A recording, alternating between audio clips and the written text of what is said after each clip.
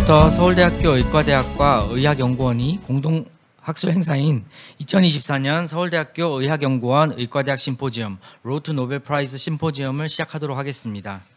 안녕하십니까. 저는 오늘 사회를 맡은 의학연구원 연구기획부장 의과대학 양리학교실의 이철환입니다.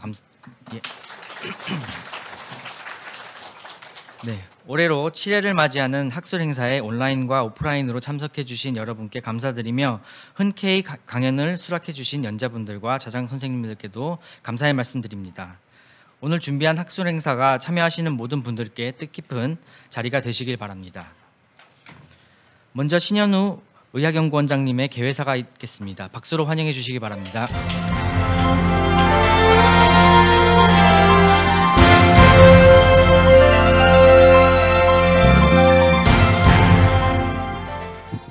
네, 안녕하십니까. 의학연구원장 신현우입니다. 네, 먼저 이렇게 평일임에도 불구하고 많이 신청을 해주시고 저희 의학연구원 의과대학의 학술 행사에 이렇게 참여를 해주셔서 감사드립니다. 최근 이제 노벨상이 이제 발표되는 시즌이어서 더욱 관심이 많으셨던 것 같고요. 그러다 보니까 신청해 주신 분을 다 모시지도 못해서 또 죄송한 마음도 듭니다. 오늘 이 자리 앞에서 어제는 또 노벨 문학상 수상이라는 또 굉장히 좋은 소식이 있었는데요. 아마 머지않아 이제 우리나라에서도 경제 또 과학의학 분야에서 노벨상 수상자가 정말 나올 것 같다는 생각이 듭니다. 오늘 브라이언 코빌카 교수님을 모시고 노벨상 수상 강연 이런 것도 준비를 해야 차였지만 아마도 주변에 또 먼 미래에 노벨상을 정말 수상하실 많은 분들이 아마 또 이 자리 그리고 또 주변에 계실 거라고 저는 생각을 합니다. 서울의대에서는 앞에 학장님도 계시지만 의사과학자 또 의과학자 분들이 훗날 이렇게 좋은 성과를 낼수록 많은 지원을 아끼지 않고 있습니다. 이런 행사도 그에 준해서 같이 진행을 하고 있는 것이고요.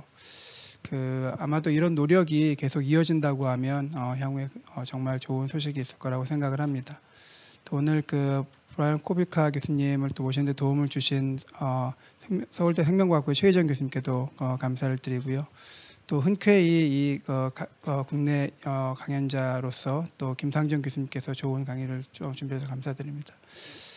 네, 아직 코빌카 교수님은 오시지 않으셨지만 미리 이 자리에 들어서 감사드리고 또 여러 가지 어려운 일로 힘드신 와중에도 참석해 주시고 격려해 주시고 또 의사과학자 육성에 많은 관심을 가져주시는 김정은 학장님께도 감사를 드립니다. 네, 오늘 즐거운 시간 많이 즐겨주시고 또 끝날 때까지 꼭 자리 지켜주시면 감사하겠습니다.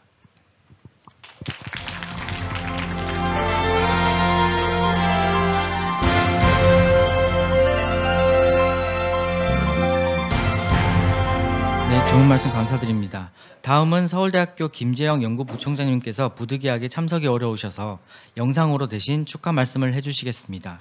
영상이긴 하지만 다 같이 큰 박수로 맞이해 주시기 바랍니다. 감사합니다.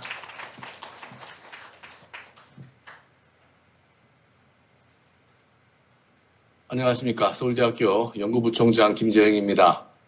2024 서울대학교 의학연구원 의과대학 심포지엄 로드 투 노벨 프라이즈 개최를 축하합니다.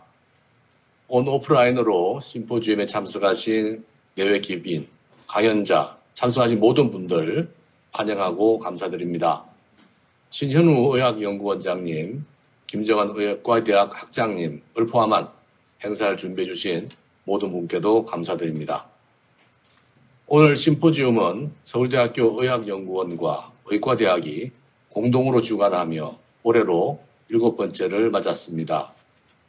올해의 노벨 생리의학상 소개와 국내 우수 연구자들의 강연, 그리고 2012년 노벨 화학상을 수상하신 브라이언 코빌카 교수님의 강연도 준비되어 있습니다. 서울대학교 연구활동을 지원하는 저로서는 서울대학교라는 한 뿌리에서 출발한 대학과 병원이 함께하는 행사라는 점에서 오늘의 행사가 더욱더 깊습니다. 미래를 개척하는 지식공동체라는 서울대학교의 비전이 실현되는 사례이기도 합니다. 오늘 심포지엄의 부제인 노벨상을 생각하면 창의력과 독창성이 자연스레 떠오릅니다. 혹 창의력은 타고나는 것처럼 느껴질 수 있습니다. 그러나 다수의 노벨상 수상자들은 연구 성과를 전 세계를 통해 꾸준히 발표했고 25세부터 96세까지 다양한 나이에 노벨상을 수상했습니다.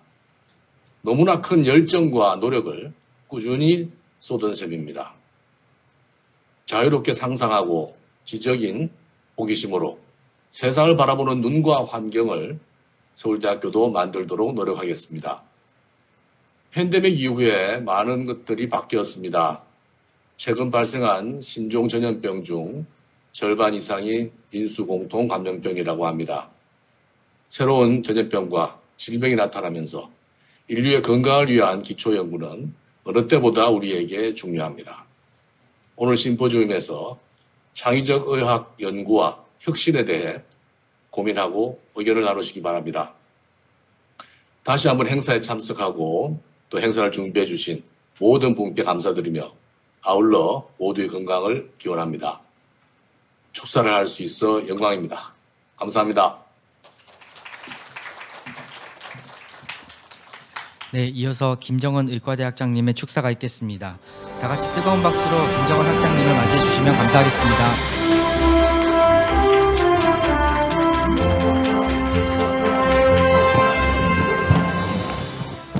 안녕하십니까. 서울대학교 의과대학장 김정은입니다.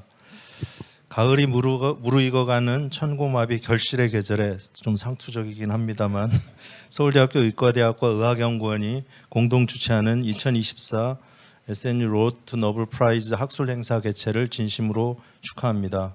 바쁘신 와중에 귀한 시간을 내어서 심포지엄에 축사를 방금 해주신 서울대학교 김재영 연구부총장님, 그리고 현장에 직접 참석하여 강의를 진행해 주시는 2012년 노벨 화학상 수상자 브라이언 코빌카 교수님, 그리고 특별 강연 좌장을 맡아주신 서울대 생명과학부 최희정 교수님, 그리고 우수 연구자 강연을 해주시는 김상정 교수님께도 환영과 감사의 말씀을 드립니다. 또 올해 노벨상 수상 내용을 소개해 주실 김동현 교수님과 소그룹 면담의 좌장을 맡아주신 성지혜 교수님께도 감사드립니다. 의학은 질병 현상을 이해하고 이를 진단, 치료 및 예방을 위한 실제적 활동에 적용함으로써 인간의 건강을 증진함을 목표로 합니다. 질병 현상에 대한 근본적인 이해를 위해서는 기초의학 연구가 필수적이며 최신 연구 접근법을 통한 혁신적인 연구 역량을 개발하는 것이 중요한 과제가 되고 있습니다. 또한 질병 현상에 대한 이해는 단순한 지식에 그치지 않고 임상에 적용되어 병원 현장을 변화시킬 수 있으며 이를 위해서는 제약회사를 포함한 산업계로의 지식 확산과 공동 노력이 필수적이라 하겠습니다. 오늘 현장에 참석하신 브라이언 코빌카 교수님은 다들 잘 아시겠지만 신호 전달에서 중요한 역할을 하는 세포 표면에 GPCR 수용체 구조를 밝힌 공로로 2012년에 노벨 화학상을 수상하셨고, 이러한 연구는 GPCR을 조절하는 약물 개발에 매우 중요한 공헌을 하셨습니다. GPCR의 기초 연구로부터 약물 개발 및 임상 적용에 대한 좋은 말씀을 해주실 것으로 기대합니다. 서울대학교 의과대학은 2011년부터 기초의사과학자 양성을 위한 기초연구 연수의 제도를 시행하여 왔으며 2016년에 도입된 서울 2016 이종옥 교육과정에서는 선택교과, 의학연구 및 심화선택과정을 통해서 의과대학생들이 직접적으로 연구에 참여할 수 있는 기회를 확대하여 왔습니다.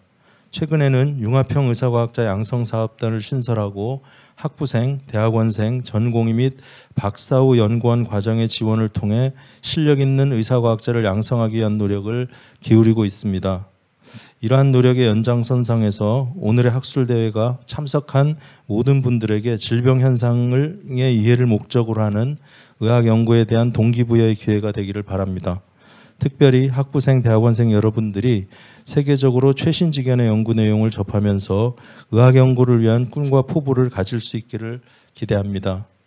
끝으로 신현우 의학연구원장님과 학술 행사 개최를 위해 물심양면으로 애써주신 모든 분들께 감사드립니다. 여기까지가 제가 준비해온 내용이고요. 이 강의실 이게 새로 단장을 했거든요. 올해 3월부터 학생들을 받기 위해서. 그래서 LED 모니터도 좋은 걸로 하고 해서 했는데 올 한 해 그냥 갔습니다. 학생들이 없고.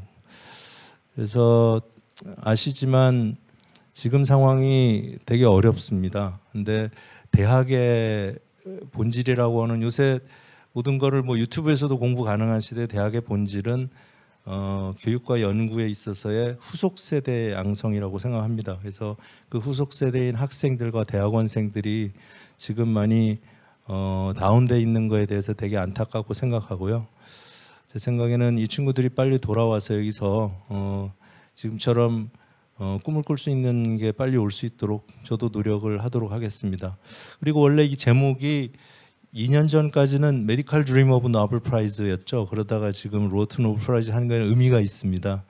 이게 어제 K 문학이 드디어 노벨 문학상을 받은 것처럼 우리 K 과학이 노벨상을 받으려면 제 생각에는 관계된 모든 단과대학, 그러니까 의대뿐만이 아니고 우리 생명과학에 관계된 기초에서 임상 모든 단과대학이 협력을 해서 노력을 해야 된다는 의미에서 메디컬 드림을 빼고 그냥 로드 투 노벨 프라이즈라고 했고요.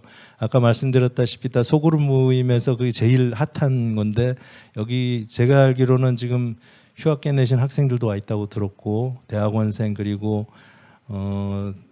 서울대 다른 단과대학 학생들, 그리고 서울대가 아닌 학생들 많이 와 있다고 들었습니다. 그래서 그 친구들이 서로 커뮤니케이션하고 좀 길을 넓혀서 앞으로 우리가 우리 여기 훌륭한 최희정 교수님, 김상정 교수님 같은 분들이 물론 그 전에 받을 수도 있으시겠지만 어쨌든 노벨상으로 가는 길, 노벨상이 중요한 건 아니죠. 목표를 세우고 열심히 할 수 있었으면 좋을 것 같습니다. 유익한 시간이 되시길 바라고요. 모든 분들의 가정이 건강과 행복이 가득하시길 기원하겠습니다. 감사합니다. 네, 좋은 말씀 감사드립니다. 잠시 기념 촬영이 있겠습니다. 보직 교수님, 연자 그리고 자장분들께서는 연단으로 나와주시기 바랍니다.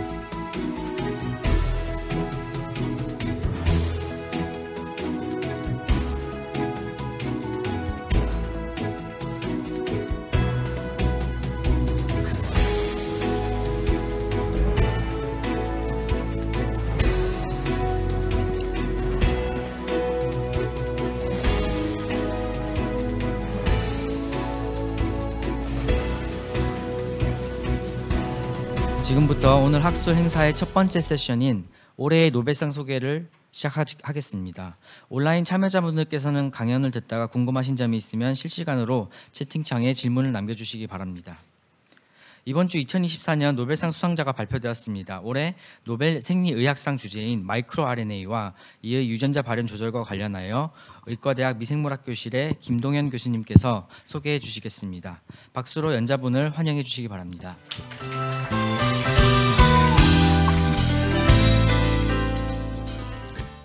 네, 제가 노벨상 수상자 발표 내용을 소개해드리도록 하겠습니다. 제가 이번 때 행사가 이제 후반에 오실 이제 코베카 교수님 모시기 위해서 일정이 좀 당겨지는 바람에 노벨상 이제 발표하는 시점에 하게 돼서 이제 급하게 올해 노벨상 수상을 누가 할지 저희가 예측할 수 없기 때문에 전문가를 모시고 하는 게 좀 더 좋았을 텐데.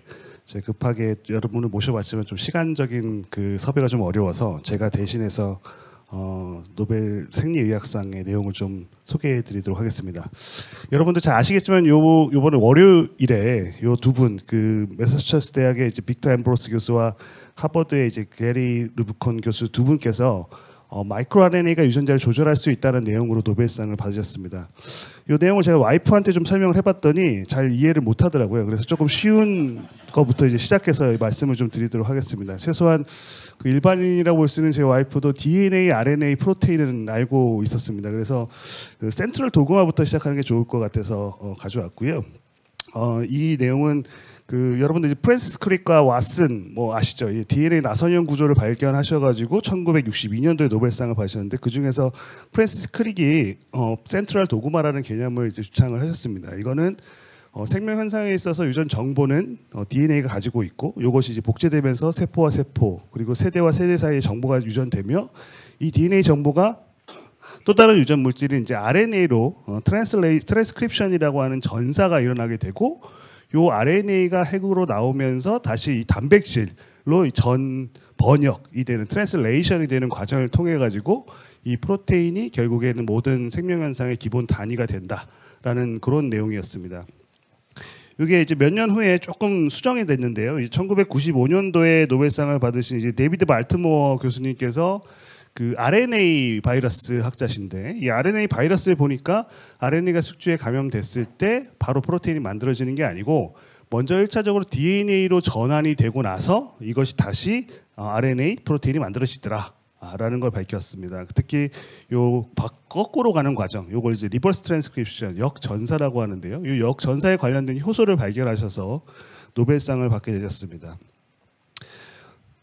우리 휴먼에는 한 2만 개 정도의 유전자가 있습니다. 2만 개 유전자가 조금 전에 말씀드린 것 같이 DNA로부터 RNA, 단백질 이런 것들이 이렇게 만들어지면서 이 단백질이 결국에 생명 현상을 이루어지게 되는데 생각해 보면 다세포 동물, 특히 사람 같은 다세포 동물의 경우에 뇌세포도 같은 유전자를 갖고 있지만 뇌세포가 되기도 하고 간세포가 되기도 하고 장이라는 세포가 되기도 합니다. 면역세포가 되기도 하고요.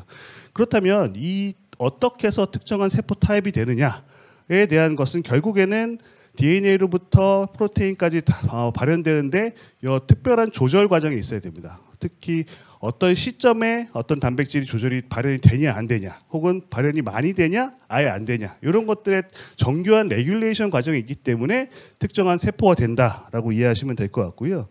그렇다면 이러한 그 DNA가 어떻게 기능하고 조절이 되는지에 대한 연구는 또 한참 전인 1965년도에 기본적인 개념이 나왔습니다. 이때 노벨상을 받으신 이제 프랑스와 자콥 그리고 이제 자크 모노라는 이 두 분의 교수님이 미생물학자신데 이분들이 이제 대장균이라고 하는 이콜라이라고 하는 대장균에서 이 유전자 조절하는 기전을 통해 가지고 노벨상을 받으셨습니다. 그때 말씀 나온 내용이 이제 락오페론이라는 개념인데 제가 뭐 복잡하니까 간단한 제가 드리고 싶은 말씀을 위주로 말씀을 드리면 여기가 이제 대장균의 DNA라고 보시면 되는데 그 중에서 I라는 유전자에서 mRNA가 만들어지고 거기서부터 단백질이 만들어지면 이 단백질이 이제 리프레서라는 이름이 붙습니다. 이 이름에서도 알 수 있다시피 억제자라는 그런 기능을 갖고 있는데 이 리프레서는 다시 대장균의 DNA에 달라붙어 가지고 이 뒤에 있는 유전자의 발현을 억제하는 기능을 하게 됩니다.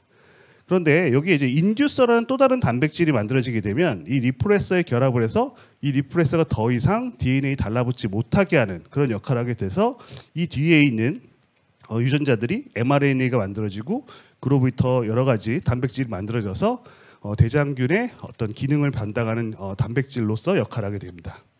제가 말씀드리고 싶은 이런 얘기는 요 유전자 조절의 결국에는 이 리프레서나 인듀서라는 이런 단백질들이 이런 조절 기능을 한다라는 것들이 기존에 알려진 내용이었는데 오늘 이제 마이크로 RNA도 그런 역할을 할 수 있다라는 개념이 노벨상을 받은 원인이 되겠습니다.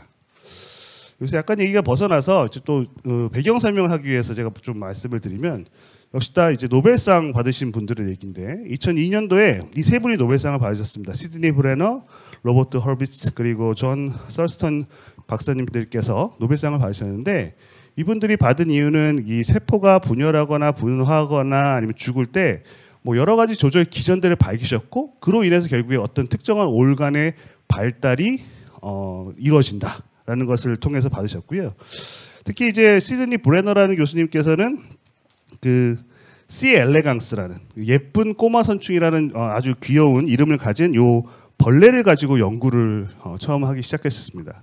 좀 전에 말씀드렸던 이제 자크모노 같은 분들은 이제 미생물학자이기 때문에 단세포를 가지고 연구를 하셨다면 저희 같은 이제 고등동물을 해석을 하기 위해서는 세포와 세포가 결국 다 다른 형태를 가지고 있어서 이런 다세포 동물을 어느 모델을 통해 가지고 연구를 해야 의미를 밝힐 수가 있는데 이분들은 이제 요 꼬마 선충 지금 보시면은 뭐 지렁이 같이 생겼는데 이게 실제로는 한 1mm 정도밖에 되지 않습니다. 매우 작은 사이즈고 이 C 엘레강스를 가지고 연구하시게 된 주 이유를 나열하면 제너레이션 타임이 짧습니다. 세대가 짧아서 그 기본적으로 이제 3일 정도면 3.5일 정도면 알에서부터 성체가 만들어지게 되고 또 트랜스페런스가 있어서 현미경으로 관찰하면 그 안에 있는 세포들이 어느 정도는 관찰이 된다는 장점이 있고 유전적 매니퓰레이션도 상대적으로 쉽다는 그런 장점이 있어서 이 모델을 사용을 했고요.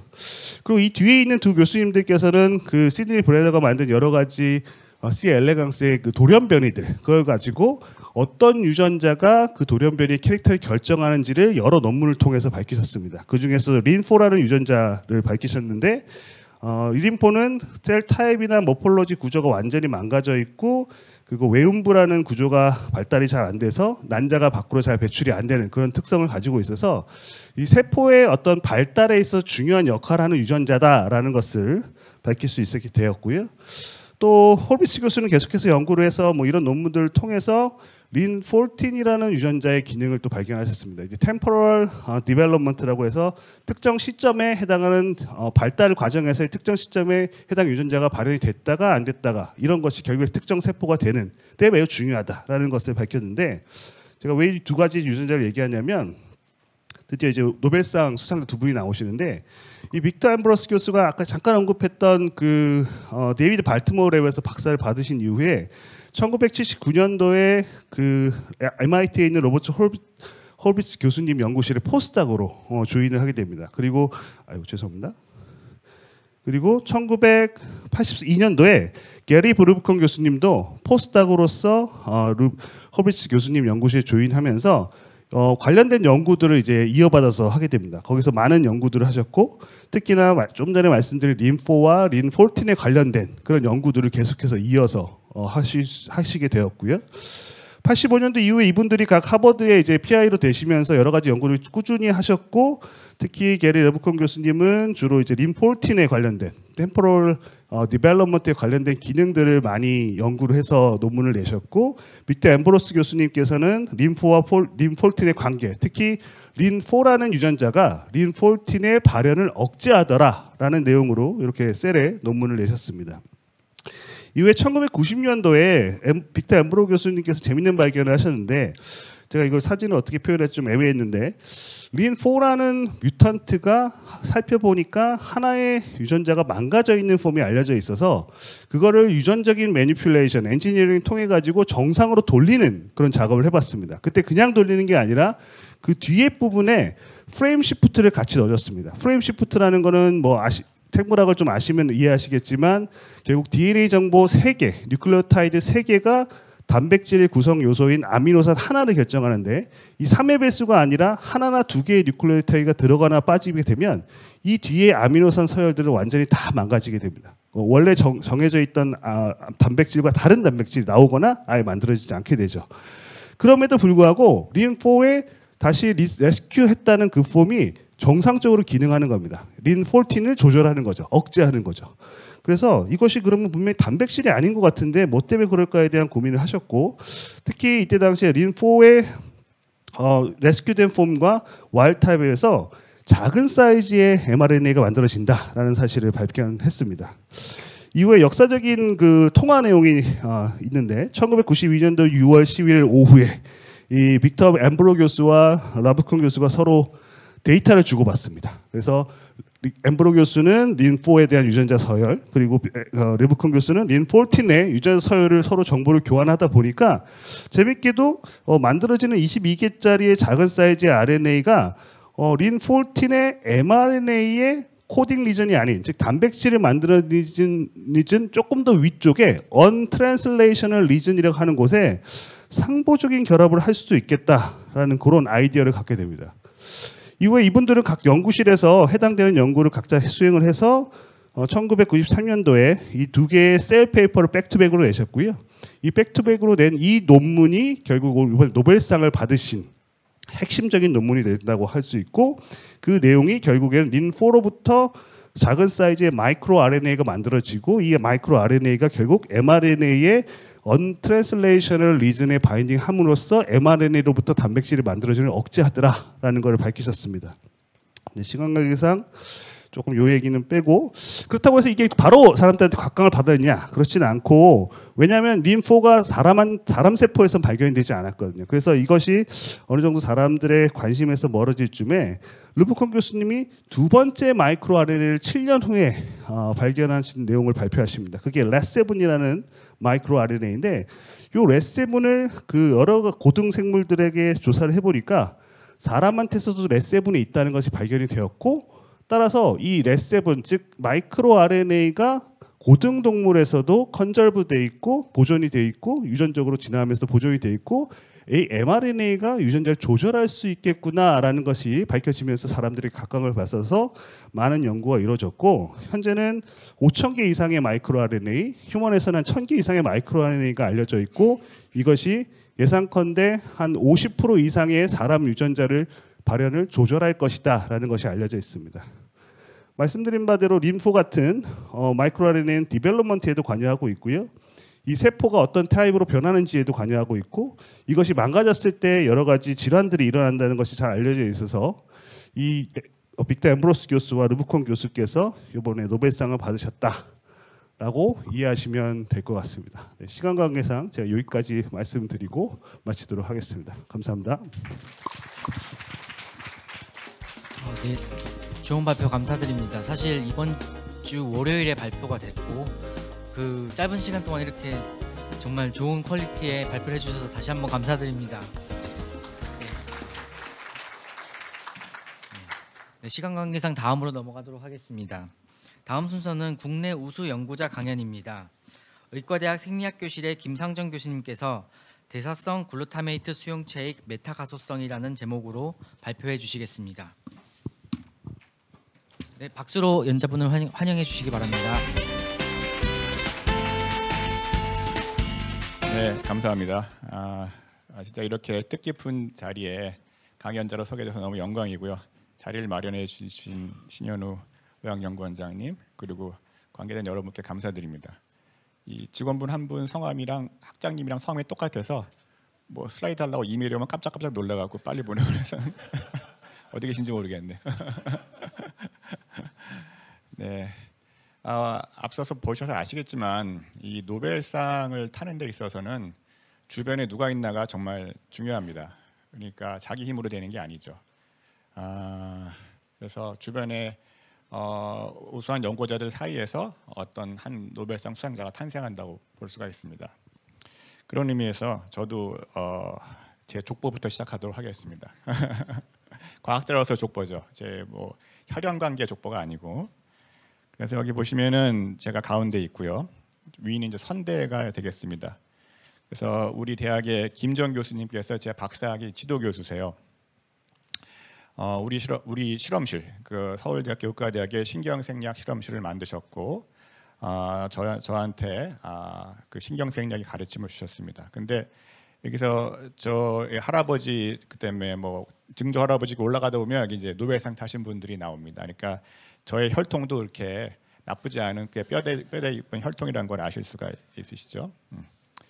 그다음에 이제 이쪽 칼럼은 제 포스닥 때 지도 교수세요. 그래서 제가 존스 홉킨스에서 포스닥을 했는데 데이빗 린든 교수님과 폴 올리 교수님이 저를 가르쳐 주셨습니다. 그래서 이 신경생리학 실험실은 저랑 이제 이용석 교수가 같이 이끌고 있고요. 밑에는 짐작하신 대로 우리 실험실에서 박사학위를 받은 과학자들입니다. 지금 현장에서 우수한 연구를 하면서 왕성하게 활동하고 있어서 무척 기쁘게 생각합니다. 제 오늘 강의는 크게 두 파트로 되어 있습니다. 처음에는 제가 어떠한 새로운 시그널링의 시그널링을 발견하고 그것의 가소성이 있다는 것을 먼저 말씀드리고요. 그다음에 두 번째 파트는 이러한 시그널링과 가소성이 우리의 질환을 이해하는데 좀 도움이 될 수 있는 연구를 하였습니다. 그래서 두 파트로 말씀을 드리도록 하겠습니다. 먼저 다시 저의 선생님들이 나오시는데요. 저는 지금 그 선도연구센터 지원 사업인 기억네트워크 연구센터의 센터장으로 있습니다. 이 센터가 선정되고 개소될 때 제가 아주 상기된 모습으로 여기 가운데 있고 무척 설레고 기뻤던 순간입니다. 이 자리에 저의 스승님 두 분이 함께 하셔서 함께 기뻐해 주셨습니다. 특히 이 데이빌 린든 교수님은 존스 홈킨스의 그러니까 볼티모어죠. 미국의 볼티모어 동부에서 멀리서부터 날아오셔서 자리를 해주셨는데요. 이분은 그 소뇌, 큰 앞에 있는 대뇌가 아니고 소뇌 연구의 아주 빛가입니다. 이름이 크다는 게 이제 빛가이라는 뜻인데요. 소뇌에서 기억에 남는 것에 대한 그 기전을 알려주셨어요. 그거를 LTD라고 하는데요. 좀 이따 다시 나옵니다.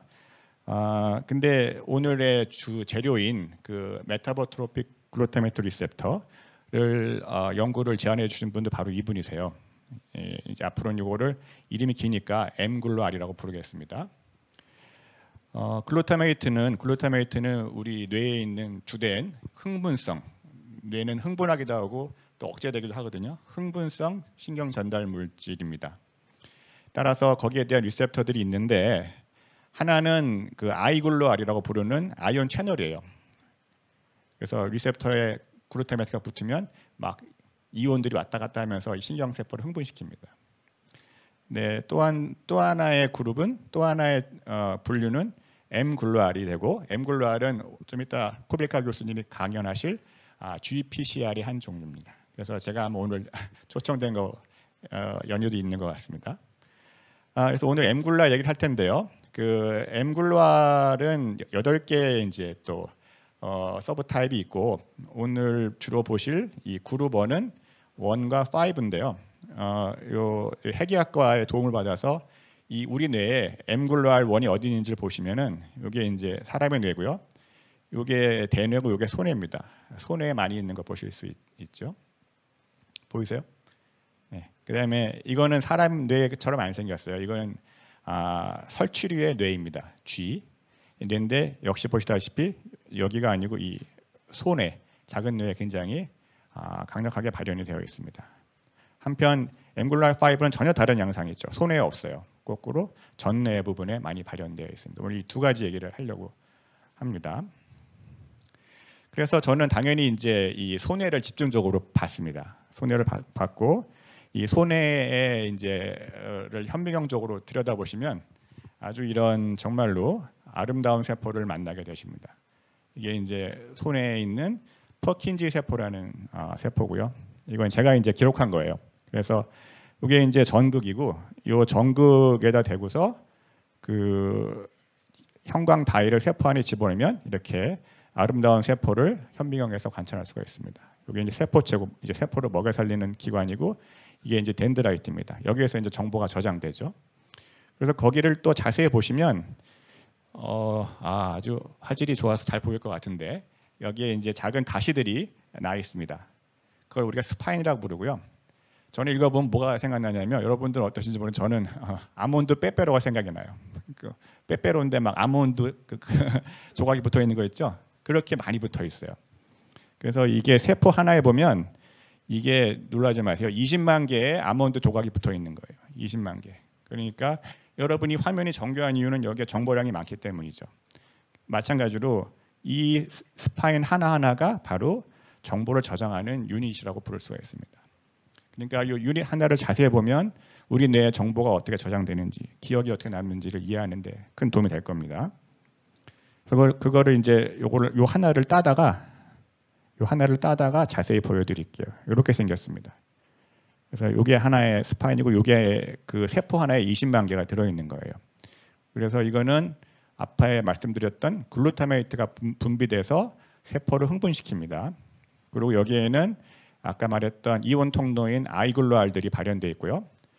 아까 잠깐 얘기했던 LTD, 좀 길게 말하면 롱텀 디프레션인데 LTD라는 현상은 여기에 있는 아이글루알들의 숫자가 신경세포의 활성 정도에 따라서 많아지거나 적어지면 우리가 그거를 LTD라고 부릅니다. 그럼 무슨 일이 벌어질까요? 이 연결의 강도가 우리가 무슨 경험하는 것에 따라서 강해지거나 약해지는가, 그런 일이 벌어집니다. 이게 바로 시냅스 가소성이라는 기억을 설명하는 주된 기전이에요. 근데 엠글루알은 뭐냐? 엠글루알은 그런 흥분 활동 정도를 얘가 감지해서 그 LTP와 LTD, 이게 늘어나면 LTP라고 그러고 줄어들면 LTD라고 부르는데요. 그런 일이 벌어지도록 해주는 활성 여부를 감지하는 디텍터예요. 그러니까 아무 때나 기억이 벌어지면 안 되겠죠. 누군가 그거를 감지해서 기억을 유도해야 되는데 그것이 바로 요 엠글루알1입니다. 그래서 우린 얘를 액티비티 디텍터라고 부르죠. 그래서 당연히 저한테 초미의 관심사가 되었고요. 왜냐하면 기억을 설명할 수 있는 주요 기전이니까. 그래서 이 엠글루알을 이제 공부하기로 했습니다. 근데 여기서 보시면은 이 시냅스에서 여기 이제 글루타메트가 나오는데 글루타메트가 찔끔 나오면 여기 위치를 보세요. 엠글루알은 이 스파인에 굉장히 주변에 가 있어요. 그러니까 한 번 정도 얘가 찔끔 나와서는 이 아이글루알만 활성이 되고 엠글루알은 활성되지 않습니다. 근데 이게들이 갑자기 막 부르륵부르륵 하면서 많은 활성을 나타내면 그러면 이제 이 글루타메트가 퍼지는 거죠. 퍼져서 이 주변부에 있는 엠글루알론을 활성화시킵니다. 바로 이런 방식으로 액티비티가 이제 증가된 것을 감지하는 거죠. 이해가 되시겠죠? 그래서 이게 그런 식으로 작동하는데 작동하면서 결국 세포 내에다 어떤 작용을 해야 되는데 그거를 특정한 어떤 전류를 통해서 한다는 거를 그 당시에 알고 있었어요. 근데 그 전류가 어떤 몰레큘이냐 이거는 질문이었습니다. 그러니까 한마디로 미스테리어스한 커런트였죠. 근데 답은 여기 써놨어요. 트립시라는 어떤 전류가 이제 제가 발견하게 된 건데 트립시는 뭔지 잘 모르시겠지만 TRPV는 아마 아실지 몰라요. 그거는 약간 그 캡사이신의 리셉터로서 우리가 매운맛을 느끼는 이온 통로입니다. 마찬가지로 뇌에도 이제 트립시가 있어서 그거를 알려주고 있고요. 그래서 제가 이제 기록을 해보면 이제 이런 식으로 글루타메이트가 찔끔 나오게 하면 이 앞에 나오는 전류만 나옵니다. 요거는 요 아이글루알 전류예요. 근데 이거를 제가 요건 따닥 2번만 준 거예요. 근데 다다닥 딱 5번을 주면 이런 식으로 앞에 전류도 나오지만 뒤에 있는 전류가 나옵니다. 이게 이제 슬로우 커런트고요. 이 글루타메이트가 흘러 넘쳐서 이 주변부에 있는 글루타메이트를 활성화시켜서 전류를 유도한 것입니다. 그러니까 시간적으로 다르죠. 그다음에 그거를 다시 10번 따다다다다닥 주면 더 큰 전류가 나옵니다.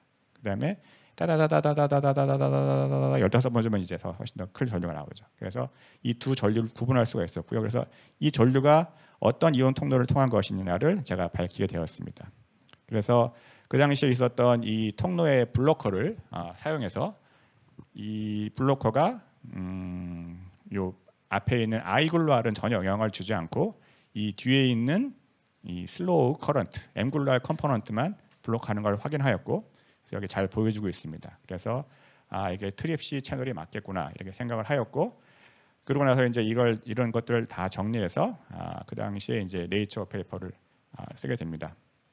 아까도 말씀드렸지만 이 연구란 것은 혼자서 하는 게 절대로 아니고요. 제가 그 처음에 그 프라이머리 파인딩이죠. 발견한 다음에 주변에 있는 실험실 사람들이 다 도와줬습니다. 이거를 우리가 함께 힘을 합쳐서 같이 마치자. 그래서 여러 사람들이 도와줬고요. 특히 그때 같이 일했던 김유신 박사는 지금 이제 샌 안토니오의 교수로 가 있어서 아주 흐뭇하게 생각하고 있습니다. 자, 그러면 이제 지금까지는 그 엠글루알이 이런 시냅스 가소성을 유도하는 과정에서 어떠한 전류 시그널이 나오는지를 관찰했는데요.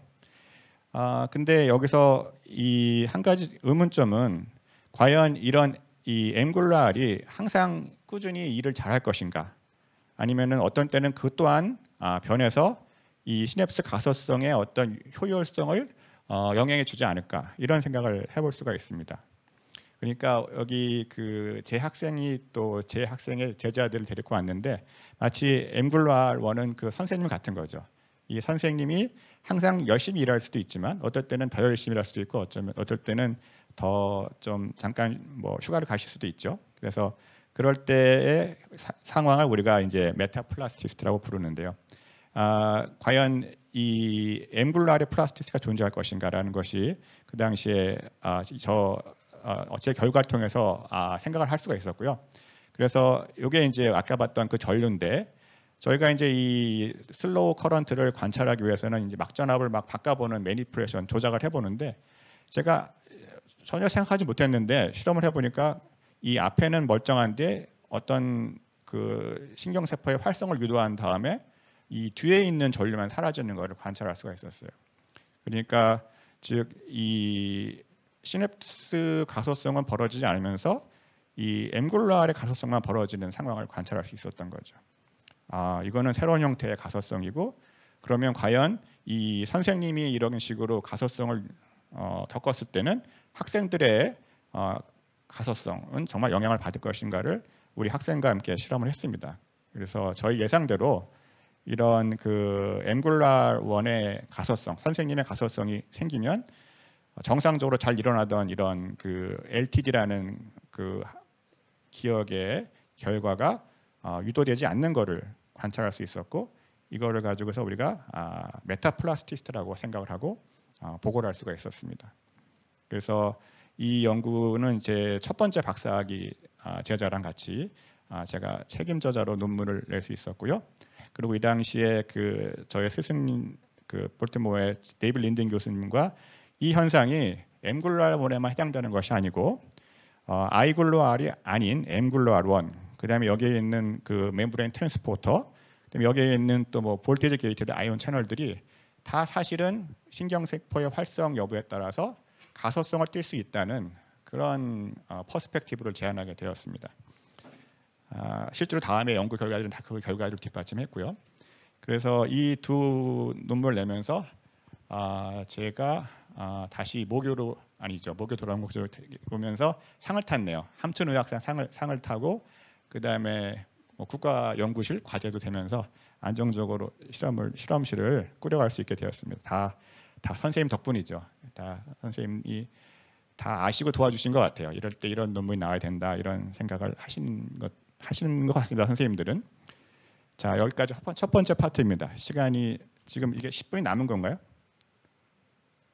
네네. 그러면 좀 빠르게 또 10분 진행하도록 하겠습니다. 두 번째는 이 가소성이 발견됐는데 정말 우리 질환을 이해하는데 관여할 수 있는 가소성일까 이런 생각을 해보는 거죠. 근데 이 한 축은 아까 말씀드렸지만 제가 메모리를 배웠고요. 우리 선생님은 이 족보는 사실은 이 통증의 기전을 연구하신 족보가 되겠습니다. 그래서 저는 이 디지즈를 이 통증에 포커스를 맞춰서 연구를 하고자 했고요. 아시다시피 통증은 꼭 필요합니다. 근데 병적인 통증도 있어요. 저희의 타겟은 이 병적인 통증입니다. 그러니까 말초에 있는 염증인데 아무런데도 계속 아프다고 병원을 찾아오는 거죠. 그거는 왜 그럴까? 어떻게 하면 그거를 좀 도와줄 수 있을까? 이런 주제가 되겠습니다. 그래서 통증은 증상이 아니고 질병 그 자체라고 부를 수가 있습니다. 저희가 갖고 있는 생각은 통증을 경험하는 데는 이렇게 뇌 전체가 관여합니다. 여러분 뇌 전체가 관여하는데요. 이건 이제 정상적인 통증이죠. 근데 병적인 상태가 되면 뇌가 이렇게 변하고 그래서 아프지 않아야 될 자극에도 강한 통증을 느끼고 아무 자극이 없어도 그냥 아프다고 합니다. 이게 이제 병든 뇌가 되는 거죠. 그래서 이거를 이해하고 다시 되돌릴 수 있으면 치료할 수 있겠다.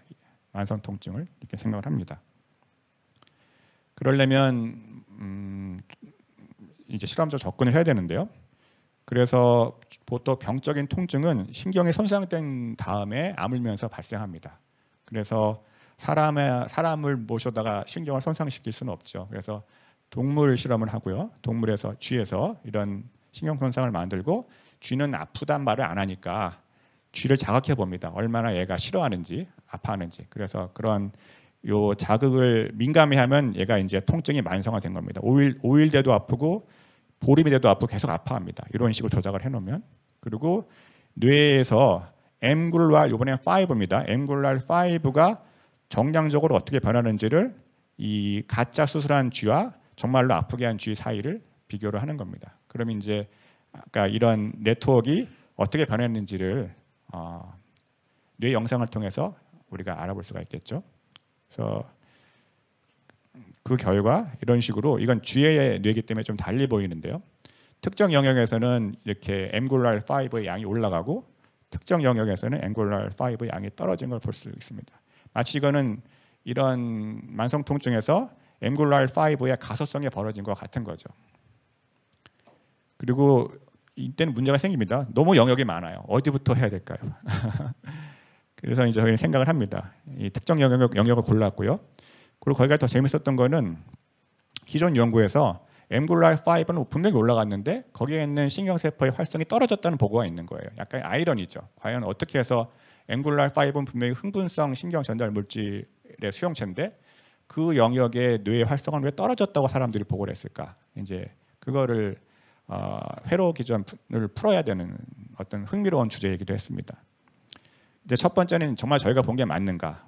그래서 이 멀쩡한 쥐에다가 이거는 그 만성통증 쥐가 아닙니다. 죄송합니다. 만성통증 쥐에서 그 올라갔던 앵글랄 5를 낮출 수 있는 약물을 그 영역에만 선택적으로 국소적으로 줍니다. 그러면 그 쥐가 정말 난 이제 안 아프다고 할 것인가? 그런 거죠. 그러니까 원인 결과 관계를 먼저 규명을 하는 겁니다.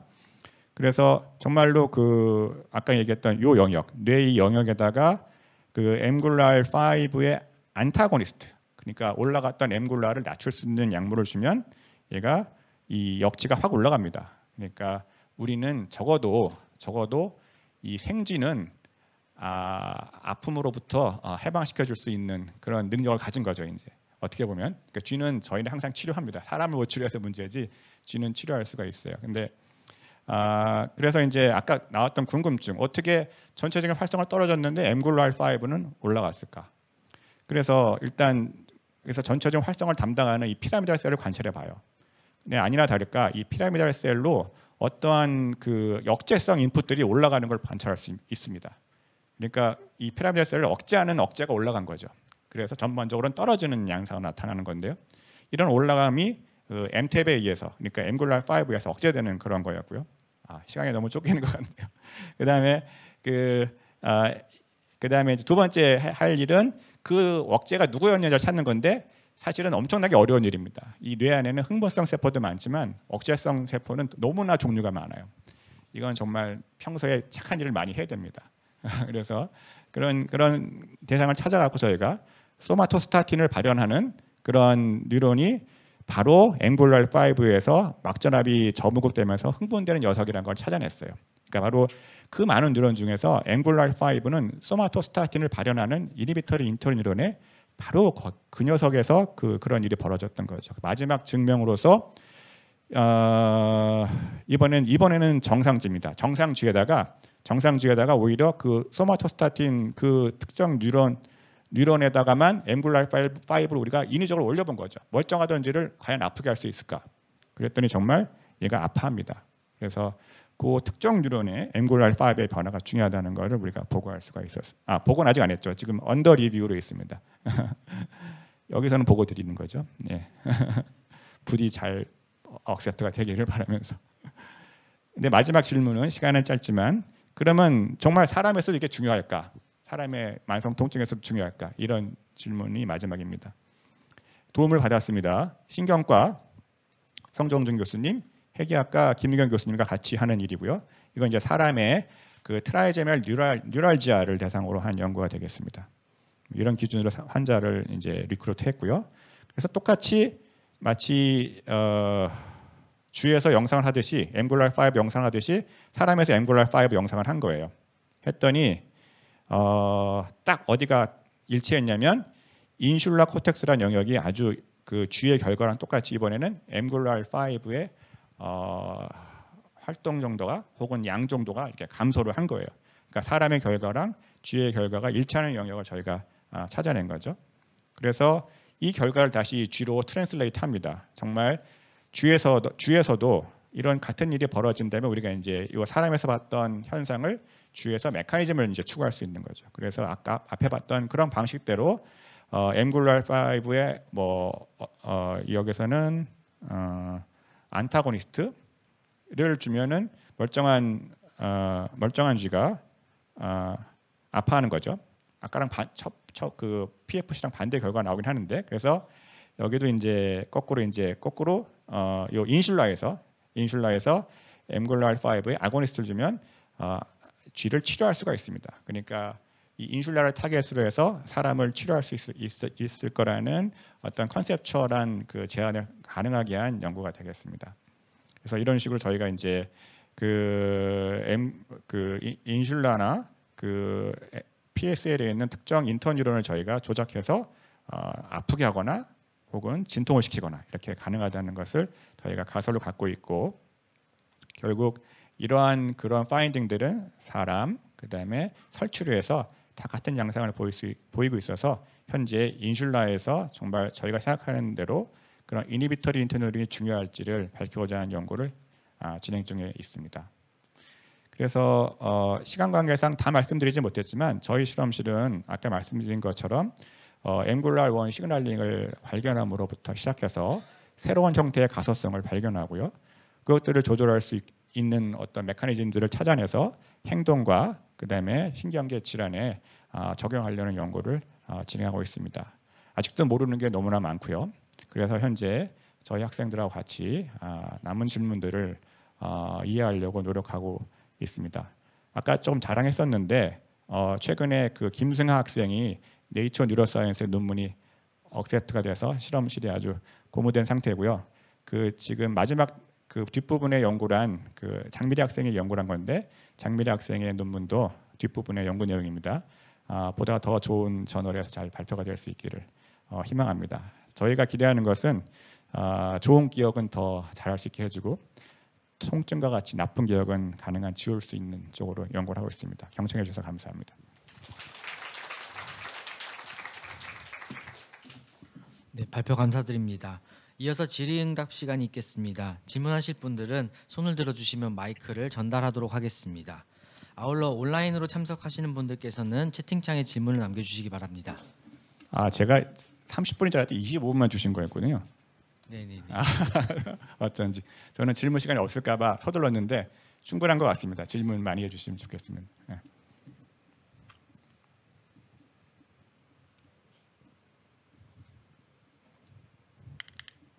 재미없으셨나요? 질문 안 하시는 거. 네, 저 질문 하나 하도록 하겠습니다. 네. 그 엠글루 R1 말씀해 주셨고 엠글루 R5도 말씀해 주셔서 여러 가지 엠글루 패밀리들이 있을 것 같은데 이들의 인터플레이도 중요할 것 같습니다. 그 부분에 대해 교수님 견해 부탁드리겠습니다. 네. 엠글루알 1과 5는 주로 프리시냅스, 포스트 시냅스 주로 이 스파인에 있고요. 그다음에 엠글루알 나머지 시리즈들은 주로 프리시냅틱 터미널에 있습니다. 그래서 지금 저희는 주로 그 포스트 시냅틱 그 리셉터만 지금 많이 연구를 하고 있는데 그 나머지 그룹들은 프리시냅스에 있고요. 그 제가 연구하는 손해에서도 프리시냅스의 앵글루알 4 같은 것들이 많이 발현되어 있습니다. 그래서 아마도 그 프리시냅틱 액션하고 포스트 시냅틱 액션이 굉장히 조화롭게 벌어지고 있지 않나 이렇게 생각하는데 앞으로 연구를 해보겠습니다. 네, 감사합니다. 네, 그 마이크 갖다 주시기 바랍니다.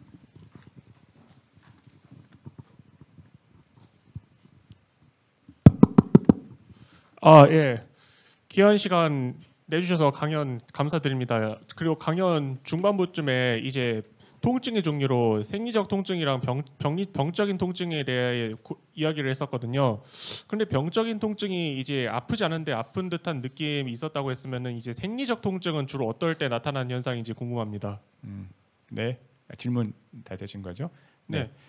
생리적 통증은 그냥 그 조직이 손상되는 것을 일종의 경고하는 의미를 갖고 있죠. 그래서 그 신경 경로는 주로 말초에는 그런 유해한 자극을 감지해내는 그런 수용체들이 존재합니다. 그리고 그런 수용체들이 활성화되면 이제 중추로 올라가는 거죠. 그리고 중추에서는 그거에 대한 여러 가지 반응들이 벌어지는데 첫 번째는 어디가 아픈가. 그다음에 두 번째는 이게 정말로 얼마나 나의 그 감정적인 영향을 주는가. 왜냐하면 이걸 기억해야 되거든요. 그다음에 세 번째는 이게 내가 앞으로 인지적인 판단할 때 얼마나 중요한가. 여러 가지의 종합적인 프로세스를 그 뇌에서 하게 됩니다. 따라서 아까 말씀드렸다시피 통증은 어떤 특정 뇌 영역의 경험이 아니고요. 뇌 전반에 걸쳐서 다양한 뇌 영역들이 관여하면서 결국은 우리의 행동이 통증 디펜던트하게 보다 더 나은 행동으로 바뀔 수 있도록 이렇게 도와준 역할을 합니다. 아 그리고 한 가지 더 질문 드려도 될까요? 네. 이번에 메타 가소성 설명하면서 M 글루타메이트 리셉터 서브타입을 많이 다뤘었는데 혹시 M 글루타메이트 리셉터의 구조를 알파폴드 프로그램을 이용해서 예측할 수 있는 기전에 대해서는 혹시 알려진 게 없나요? 그거는 다음 연자분께 질문하실 수 있으면 좋을 것 같은데. 아 알겠습니다. 네. 네, 혹시 추가 질문 있으실까요? 네. 네.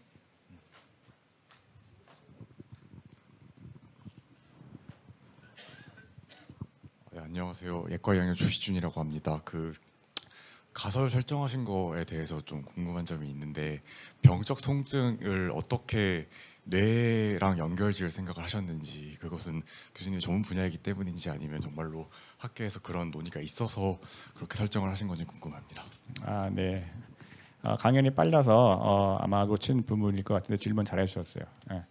그러니까 우리가 갖고 있는 그 가설 세계에 대한 근거는 그러니까 이런 뭐 동물 모델부터 얘기를 하면 저희가 말초 신경을 손상시키지만 그 신경 손상은 사실은 한 2, 3주 안에 다 가라앉습니다. 근데 이 동물은 계속 아파하는 거죠. 그러면 어딘가에 이제 다른 이 퍼머넌트한 변화가 있는 뇌 혹은 신경계 영역이 있어야 되겠죠. 그리고 이제 그래서 가능한 것은 그 말초가 아닌 손상 이후에 어떤 그 가소성 변화를 겪은 영역이겠다라는 생각을 하게 될 수 있는 거가 아마 중요한 근거 같고요. 그리고 그다음에 이제 그걸 가설에 대한 뒷받침은 이제 오늘 결과처럼 뇌 영상을 관찰해 보면 이 통증 만성 통증 갖고 있는 뇌와 그렇지 않은 뇌는 현격히 다른 뇌다. 그러니까 가소성인 변화가 벌어진 뇌다. 이런 근거들을 이제 들을 수 있겠네요. 네. 네, 감사합니다. 네, 신현우 교수님. 네.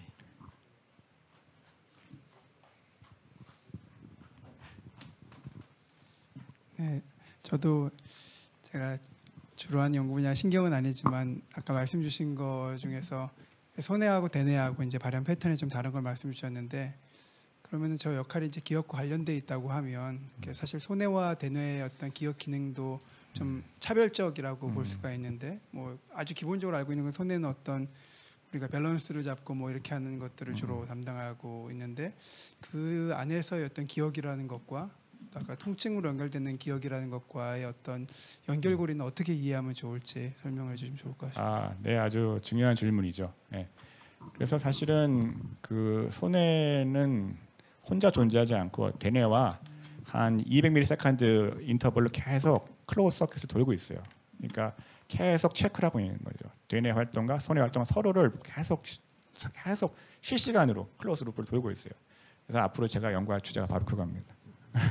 그래서 이번에 나왔던 네이처 들어서 페이퍼가 첫 번째 연구가 되겠어요. 대뇌와 손해가 어떻게 연결돼서 통증을 조절할 수 있는가에 대한 중요한 연구가 되겠습니다. 네, 질문 감사합니다. 네, 좋은 발표해 주신 김상준 교수님께 다시 한번 박수 부탁드리겠습니다. So we will have a 10 minutes break and we will continue with the Nobel laureate lecture at 10:40. So please take your seats until 10:38. Thank you.